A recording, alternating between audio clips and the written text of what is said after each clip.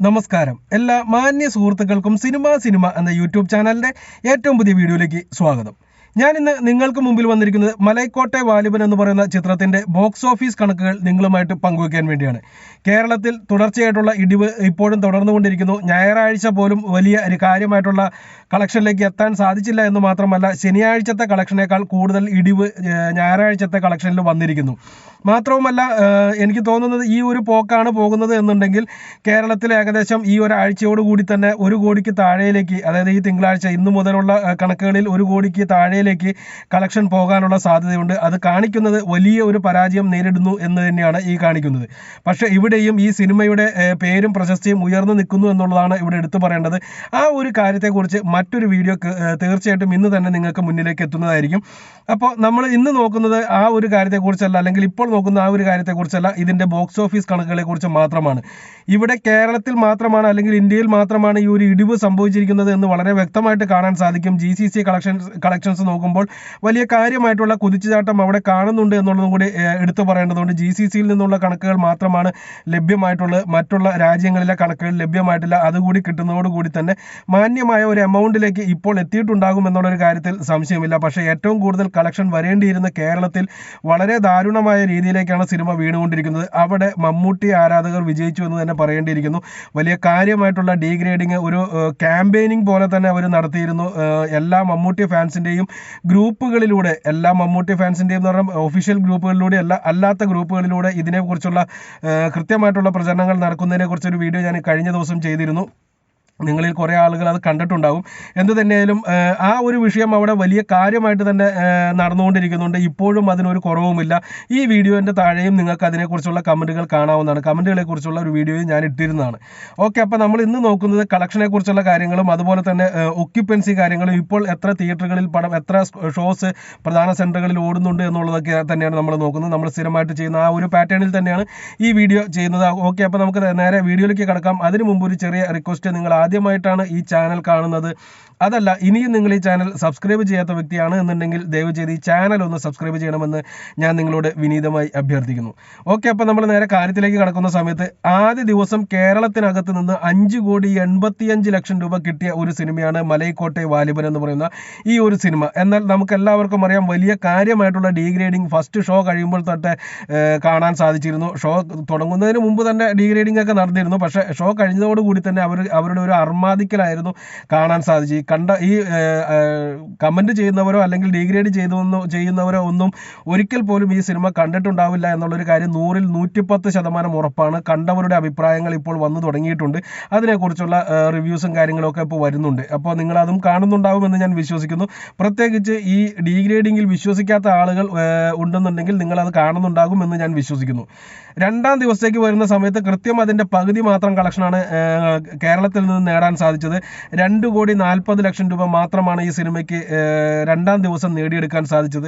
മൂന്നാം ദിവസമായിട്ടുള്ള ശനിയാഴ്ച കൃത്യമായിട്ട് കളക്ഷൻ നല്ല കാര്യമായിട്ട് ഉയരേണ്ട ദിവസത്തിൽ വലിയ ഇടിവ് അവിടെ സംഭവിച്ചിരിക്കുന്നത് കാണാൻ സാധിക്കും. ഏകദേശം 1,50,00,000 രൂപയിലേക്ക് ആ സിനിമയുടെ കളക്ഷൻ ചുരുങ്ങുന്നതായിട്ട് കാണാൻ സാധിക്കും. അതുപോലെ തന്നെ ഏതൊരു നല്ല സിനിമ ഇറങ്ങിയാലും, അല്ലെങ്കിൽ അത്യാവശ്യം ഒരു ഹിറ്റിലേക്ക് പോകുന്ന ഏതൊരു സിനിമ ഇറങ്ങിയാലും ആദ്യത്തെ ഞായറാഴ്ചയായിരിക്കും ആ സിനിമയുടെ ഏറ്റവും കൂടുതൽ ഉയർച്ച, അല്ലെങ്കിൽ ഏറ്റവും കൂടുതൽ കളക്ഷൻ. ഫസ്റ്റ് ഡേയിനേക്കാൾ കൂടുതൽ കളക്ഷൻ വരേണ്ടിയിരുന്ന ദിവസം ആദ്യത്തെ ഞായറാഴ്ചയായിരിക്കും. എന്നാൽ കഴിഞ്ഞ 4 ദിവസത്തെ കണക്കുകൾ എടുത്ത് നോക്കുമ്പോൾ 4 ദിവസത്തിൽ ഏറ്റവും കുറവ് കളക്ഷൻ കിട്ടിയ ദിവസവും ഞായറാഴ്ച തന്നെയാണ്. നമ്മൾ എപ്പോഴും പറയുന്നത് പോലെ തന്നെ ഇന്നലത്തെ കളക്ഷൻ ഇന്ന് കൃത്യമായിട്ട് കിട്ടത്തില്ല. അതിൽ ഒരു ചെറിയ 5-10 ലക്ഷം രൂപയുടെ മാറ്റം കാണാം. ഇപ്പോൾ കിട്ടിയിരിക്കുന്ന റിപ്പോർട്ട് വെച്ചിട്ട് 1,25,00,000 രൂപയാണ് ഞായറാഴ്ച സിനിമയ്ക്ക് കേരളത്തിനകത്ത് നിന്ന് നേടിയെടുക്കാൻ സാധിച്ചത്.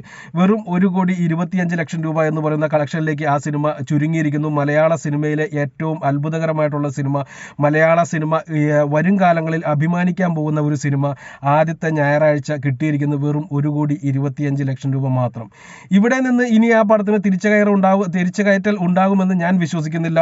അതുകൊണ്ട് തന്നെയാണ് തുടക്കത്തിലെ പറഞ്ഞത്, ഡീഗ്രേഡേഴ്സ് വിജയിച്ചിരിക്കുന്നു, മമ്മൂട്ടി ആരാധകരായിട്ടുള്ള ഡീഗ്രേഡേഴ്സ് വിജയിച്ചിരിക്കുന്നു. ആ ഒരു പേര് പറയുന്നതിൽ എനിക്കൊരു മടിയുമില്ല.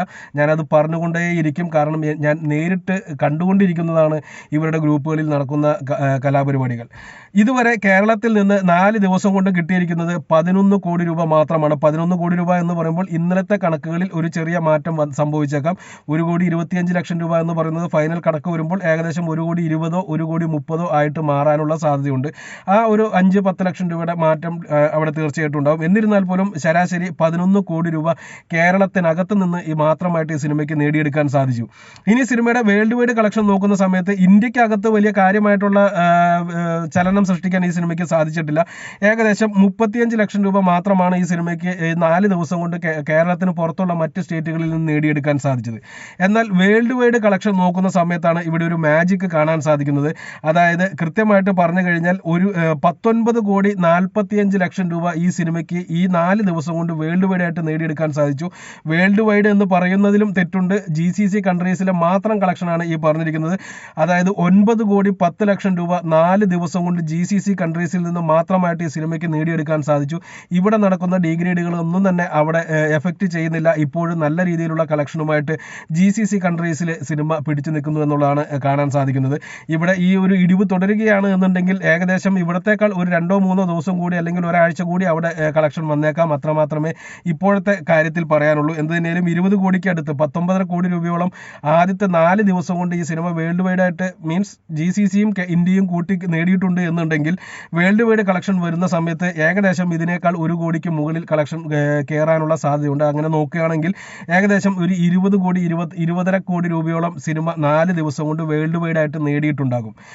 അത് ഊഹാപോഹം മാത്രമാണ്. ഇപ്പോൾ ലഭ്യമായിട്ടുള്ള കണക്ക് 19,45,00,000 രൂപ. പക്ഷേ ഈ പറഞ്ഞ മാതിരി തന്നെ 1 കോടിക്ക് അടുത്ത് മറ്റ് രാജ്യങ്ങളിൽ നിന്ന് പ്രത്യേകിച്ച് അമേരിക്കയിലൊക്കെ വലിയ കാര്യമായിട്ടുള്ള റിലീസിംഗ് ഉണ്ടായതുകൊണ്ട് തന്നെ കാര്യമായിട്ടുള്ള കളക്ഷൻ 1 കോടിക്ക് അടുത്ത് കളക്ഷൻ വന്നിട്ടുണ്ടാവാനുള്ള സാധ്യത കാണുന്നുണ്ട്.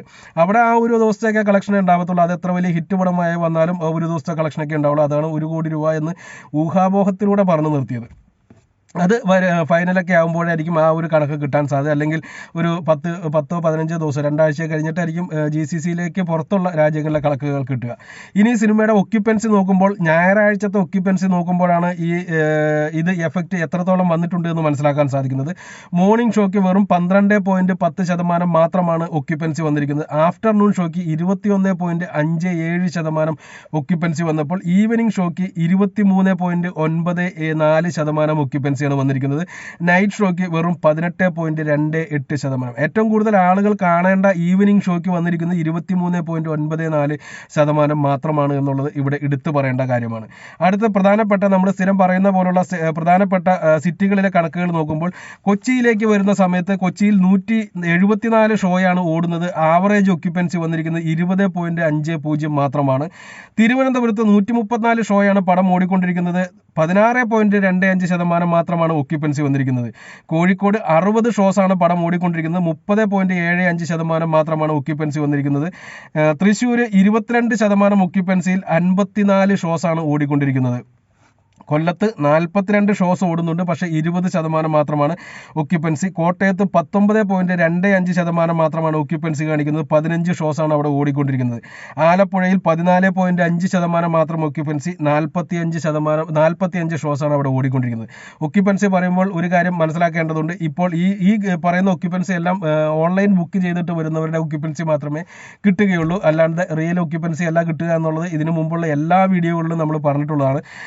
ഈ ഒരു അവസ്ഥയിൽ ഈ സിനിമ നിൽക്കുന്ന സമയത്ത് തീർച്ചയായിട്ടും ഓൺലൈൻ ബുക്കിങ്ങുകളുടെ കാര്യം നോക്കേണ്ട കാര്യമില്ല. എല്ലാവർക്കും തന്നെ തിയേറ്ററുകളിൽ പോയാൽ എപ്പോൾ വേണമെങ്കിലും പടം കാണാൻ സാധിക്കും. അതുകൊണ്ട് തന്നെ അധികം എമൗണ്ട് കൊടുത്തിട്ട് ഓൺലൈൻ ബുക്ക് ചെയ്തിട്ട് പോകാനുള്ള ആളുകളുടെ എണ്ണം കുറവായിരിക്കും. അതുകൂടി ഇവിടെ നോക്കേണ്ടതുണ്ട്.